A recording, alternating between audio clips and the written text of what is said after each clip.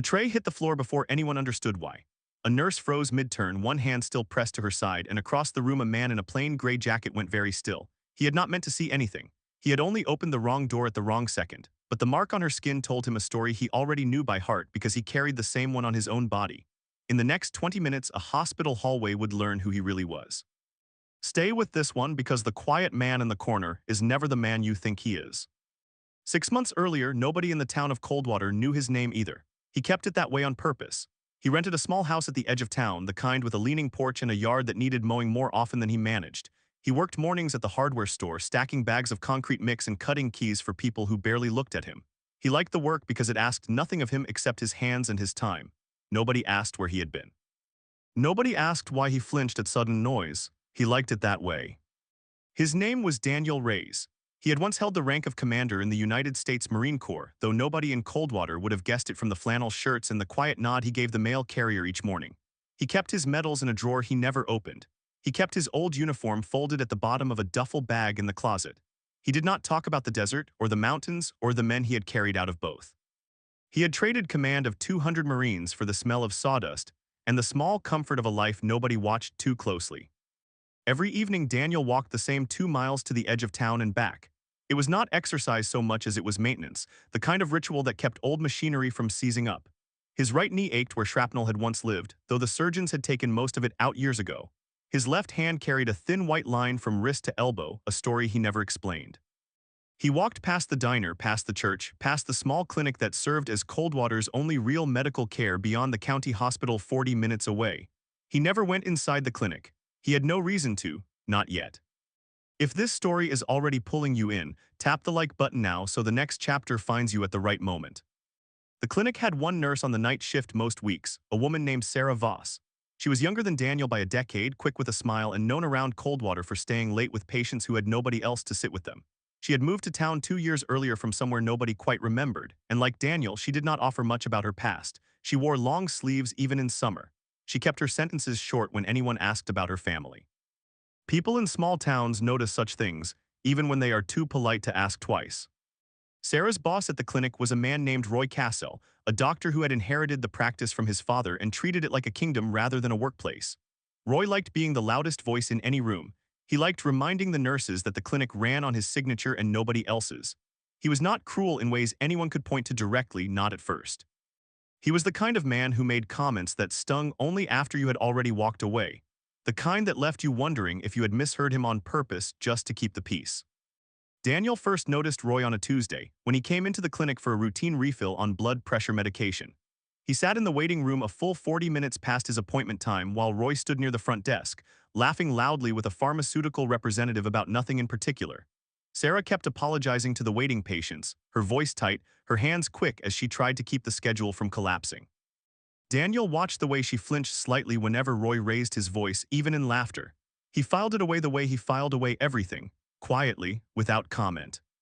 The next payoff is closer than you think, and it starts with something nobody in that clinic saw coming. Roy Cassell had built his whole identity on being untouchable in Coldwater. His father had delivered half the town, and Roy leaned on that legacy like a crutch he never had to earn himself. He drove a truck too big for the roads he used it on. He tipped loudly at the diner and made sure everyone noticed. He called the nurses by nicknames they never asked for. Sarah had learned to absorb it the way people learn to live near a loud highway, tuning out what they cannot change. But absorption has a limit, and small cruelties stacked long enough eventually reach it. Roy's disrespect toward Sarah rarely showed itself as anything a stranger could name outright. It was the way he corrected her in front of patients for things she had done correctly. It was the way he took credit for her extra hours while shortening her paycheck over technicalities. It was the way he stood too close when he wanted something, close enough that she had to take a step back just to breathe. None of it was loud enough to report. All of it was heavy enough to carry home every night. Daniel noticed these patterns the way he had once noticed patterns in enemy movement, small and repeated and building toward something. One evening, Daniel came back to the clinic for a second visit, this time for the ache in his knee that flared with the changing weather. He sat near the back of the waiting room, half hidden behind a rack of pamphlets about flu shots and diabetes screenings. Roy was in a mood that night, sharper than usual, snapping at the front desk staff over a missing folder that Sarah later found exactly where the schedule said it should be. Roy did not apologize. He simply moved on to his next irritation, and that irritation was Sarah again, standing at the supply closet, counting gauze with careful hands. If a story like this deserves your attention, drop a comment with the town you grew up in, because towns like Coldwater exist everywhere. Daniel watched Roy corner Sarah near the closet, his voice pitched low enough that Daniel could not hear the words, only the shape of them. He watched her shoulders curl inward, the posture of someone bracing rather than listening.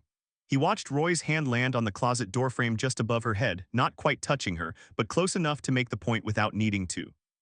Something in Daniel's chest went cold and still, the same stillness he remembered from years before, the kind that used to come right before he gave an order that mattered. He did not move that night.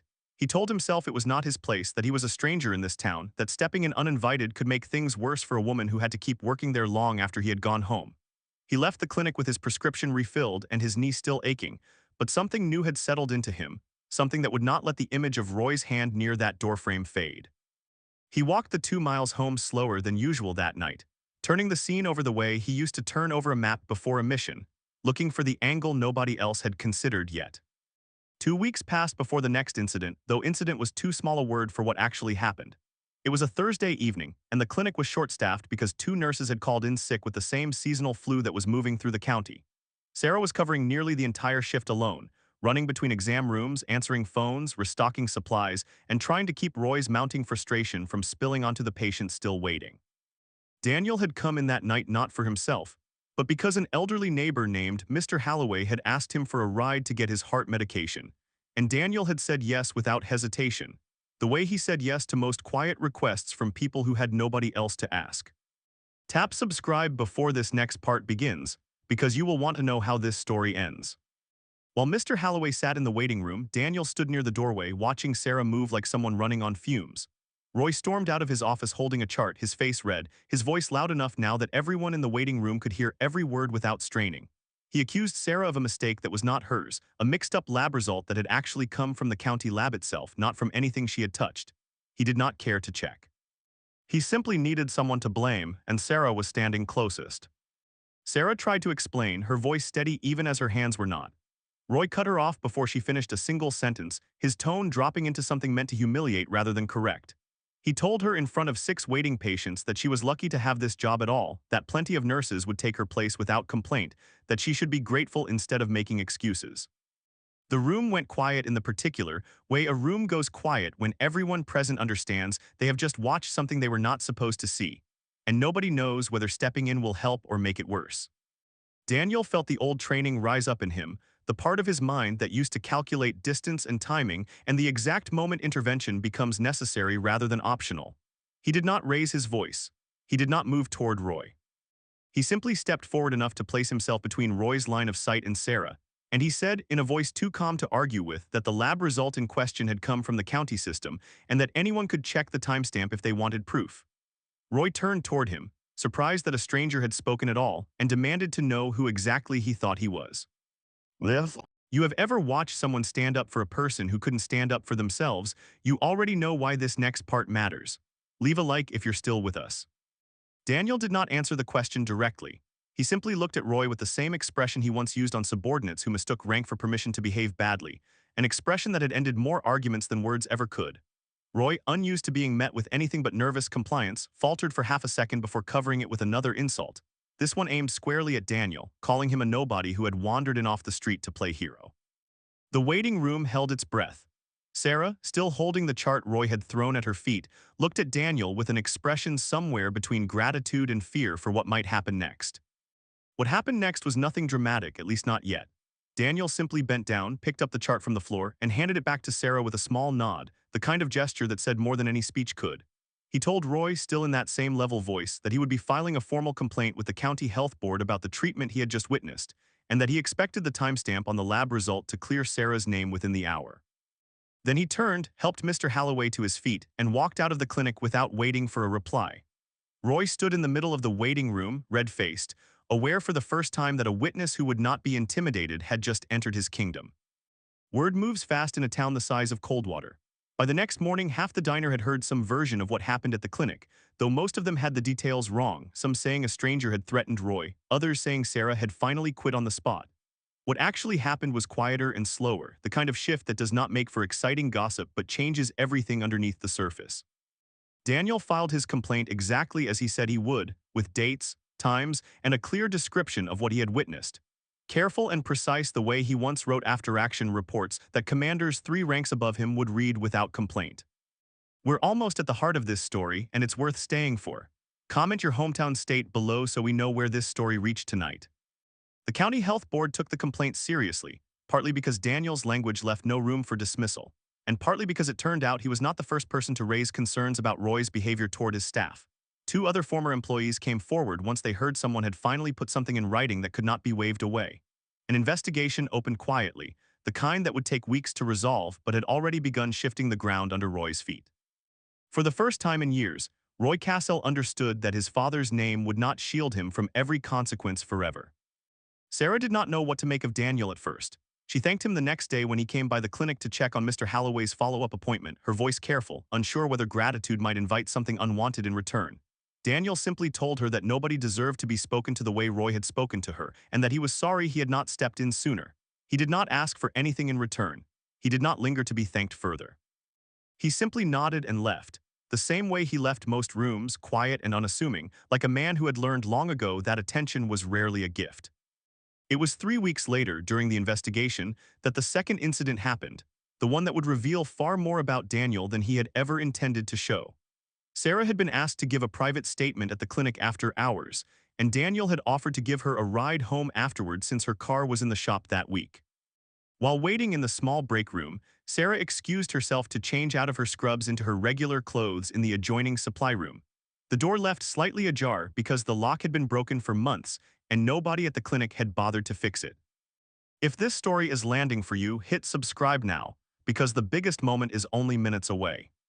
Daniel, thinking she had already stepped fully into the room and shut the door behind her, opened it slightly to ask if she wanted coffee from the break room machine before they left. What he saw in that half-second before he looked away was not something meant for him to see, not in the way anyone might assume. It was a long scar running along her side, pale and old, the unmistakable shape of a wound that had once required surgery to close, the kind of scar that comes from shrapnel or a blade rather than any accident of daily life. Sarah spun, pulling her shirt down quickly, her face flushing with something closer to old ear than embarrassment. Daniel apologized immediately and stepped back into the hallway, giving her privacy without another word. But his mind had already caught on something far larger than the awkwardness of the moment. He knew that scar. Not her specifically, but its shape, its placement, the particular pattern that shrapnel leaves when it enters at an angle and exits through muscle rather than bone. He had seen that exact pattern before, years earlier, on men and women he had served beside in places whose names rarely made the evening news. He had a nearly identical scar of his own, hidden beneath his shirt, earned in the same kind of moment that leaves permanent proof on the body long after the mission ends. When Sarah came out of the supply room, dressed and composed again, Daniel did not pretend he had not noticed. He asked her gently, without pressure, whether she had served. For a long moment she said nothing, studying his face as though deciding whether he could be trusted with an answer that most people in Coldwater had never received. Then she told him, in careful, measured words, that she had spent 4 years as a combat medic before coming home and retraining as a civilian nurse, chasing a version of the same calling that had once nearly cost her everything overseas. Everything about the last 3 weeks reorganized itself in Daniel's mind in that instant. The long sleeves in summer were not vanity. The flinch at raised voices was not simple nerves. The late hours she spent sitting with patients nobody else would sit with came from someone who understood, more deeply than most people ever would, what it meant to watch a person suffer and to refuse to look away. Daniel told her quietly that he understood more than she knew, and he pulled back his own sleeve just enough to show the thin white line running from his wrist toward his elbow, a silent answer to a question neither of them had needed to ask aloud.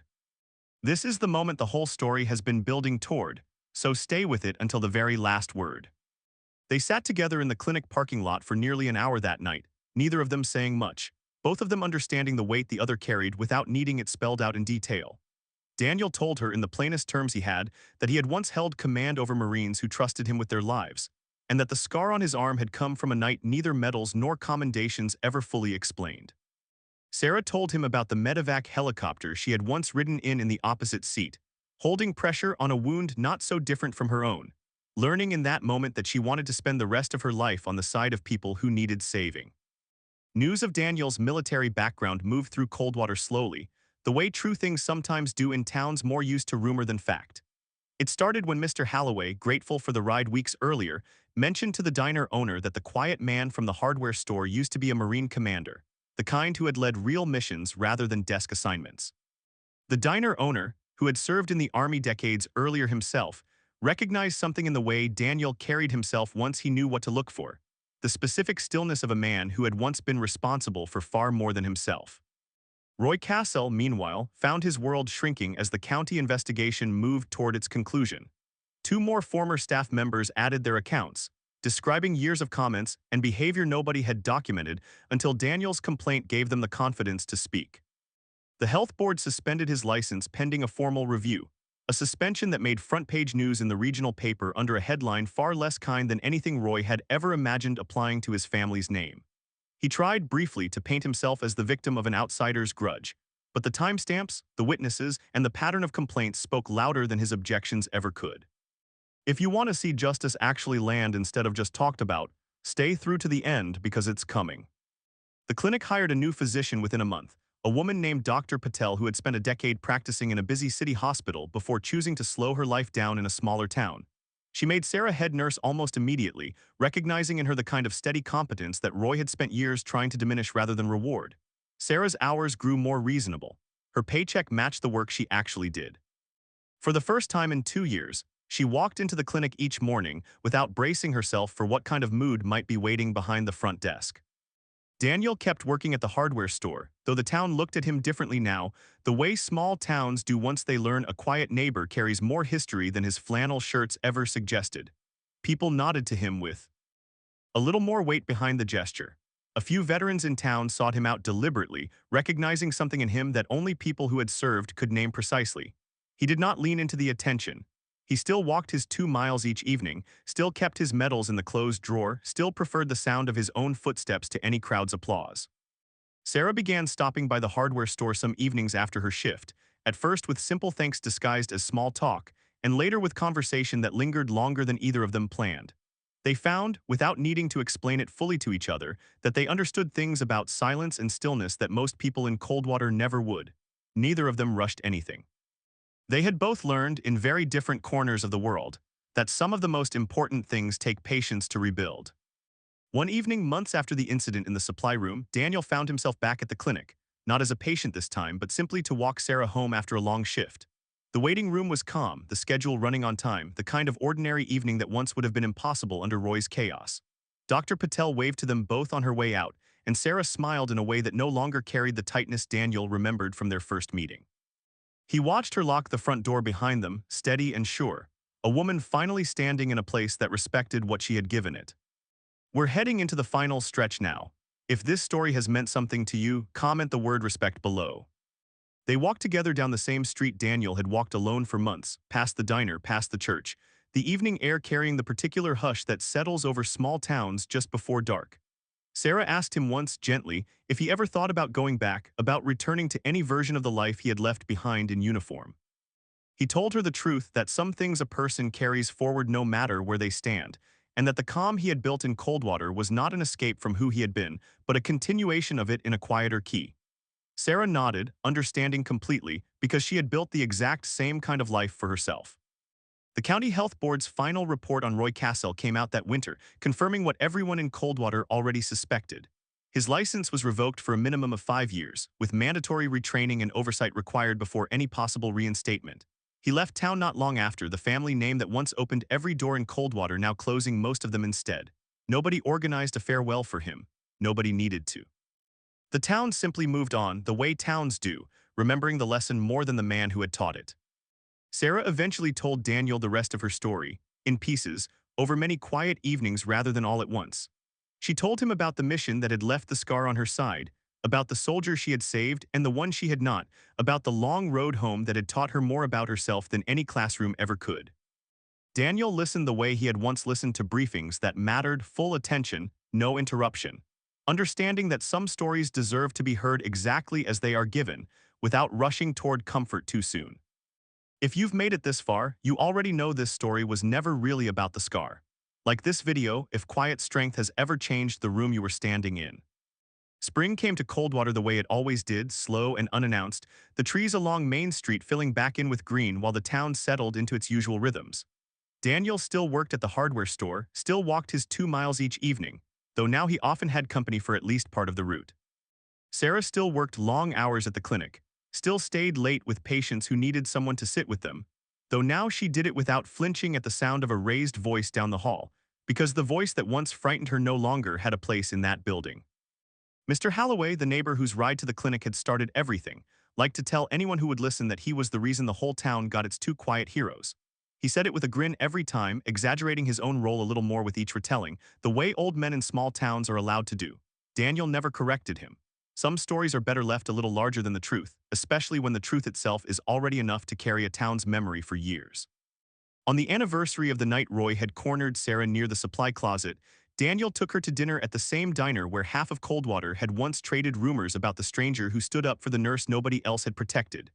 They sat by the window, and for the first time in a long while, neither of them scanned the room out of old habit. Neither of them braced for a raised voice or a sudden movement. They simply sat together, two people who had once carried their scars alone, now carrying them side by side instead. Before we close this one out, drop a comment telling us which part hit you hardest, because these stories are shaped by the people who watch them. Daniel never told the full story of his years in uniform to anyone in Coldwater beyond Sarah, and Sarah never told the full story of her own service to anyone beyond him. Some things were not meant for a whole town to carry, only for the two people who understood the weight without needing every detail explained. What Coldwater did understand in the end was simpler than any medal or commendation could summarize. It understood that the quietest person in the room is sometimes the one who has already given everything, and that the truest kind of strength rarely announces itself before it acts. The hardware store still smells like sawdust every morning when Daniel unlocks the door. The clinic still runs its lights late into the evening whenever a patient needs extra care. And somewhere along a 2-mile stretch of road at the edge of a small town, two people who once carried their histories in silence now walk it together, saying less than they used to, needing less than they used to, having already said everything that mattered on one ordinary night nobody in Coldwater will ever forget. If this story stayed with you, take 30 seconds and share it with someone who still believes quiet people can carry the heaviest weight. Some doors only open once, in the space of a single unplanned second, and what waits on the other side can change an entire town without ever raising its voice.